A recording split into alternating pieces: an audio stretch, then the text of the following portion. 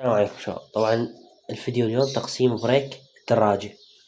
شلون تجيب لك صوندة اللي تصير هنا بالكابريتر، هاي الجوة مال فضلة، تسحبها تركبها هنا، وهذا ترخيه شوي. شو تسوي؟ تجيب لك صنجة بربع، تمام، وتركبها بالصوندة، والصوندة تخليها هنا، وهذا ترخيه شوية. تفتح القبق وتظل تدوس، بس تكون شنو، تخلي تطبق الصوندة حيل بقوة، تمام.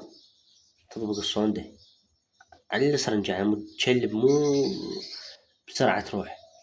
تفلت لين ضغط قوي يصير، لأن الدهن راح يصعد، بالعكس يصعد مو ينزل بالفرق. تمام شباب، أحسن من خسارة الدهن والهاي. فتسوي بالكافة. طبعا أنا عفته ينفس وصار هيج. فتحت الخبق وهاي ظل، فنزل كذا. فتسوي تجيب هاي الصوندة وتترس السرنجة، ابني تشوفه طلع من القبق، اقفل هذا وسده من فوق. تحية شباب، مع السلامة.